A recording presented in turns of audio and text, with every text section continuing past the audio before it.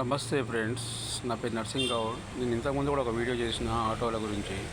అసలు ఈ సమస్య ఎందుకు వస్తుందంటే, ఈ హైదరాబాద్లో ఉండే ఫైనాన్సర్లు డిస్ట్రిక్ట్ బండ్లని తీసుకొచ్చి మన హైదరాబాద్లో వాళ్ళు లాభపడడానికి ఇక్కడ హైదరాబాద్లో తీసుకొచ్చి ఇక్కడ డ్రైవర్లకు అమ్ముతూ ప్రాబ్లంలో మనం పడుతున్నాం. హైదరాబాద్లో 6 లక్షలు 7 లక్షలు పెట్టి ఆటో కొంటున్నాం. ఇప్పుడు నేను ప్రజెంట్గా కొన్న ఆటో 6,65,000 విత్ ఇంట్రెస్ట్ ఉంది.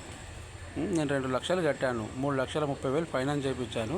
నాకు నెలకు 13,000 పడుతుంది ఒక కిస్తీ. 36 నెలలు కట్టాలి. ఇలా గిరాకీలు ఉన్నప్పుడు ఇట్లా ఉన్నప్పుడు మేము ఎట్లా కడతాం? ట్రాఫిక్ పోలీసు వాళ్ళు అయితే ఏం పట్టించుకుంటలేరు. వాళ్ళు హాయిగా వస్తున్నారు. మా రేవంత్ రెడ్డి ఊరోడే కదా, ఆయన ముఖ్యమంత్రి కదా, మేము వచ్చి తిరుగుతాం, ఆయన మమ్మల్ని తిరగకపోతే ఏం చేస్తామో చూద్దాం అంటున్నారు. మరి హైదరాబాద్లో ఎందుకు మా పర్మిట్ తీసేయండి, అయిపోతుంది కదా. మేము ఇన్ని లక్షలు పెట్టుకొని ఎందుకు నడపాలి? మమ్మల్ని ఎందుకు మాకు చుక్కలు చూపెట్టాలి? ఏంది అసలు ఏం అర్థమవుతుందో? ఈ రేవంత్ రెడ్డి ప్రభుత్వం మాత్రం దున్నపోతు మీద నీళ్ళు చల్లినట్టే.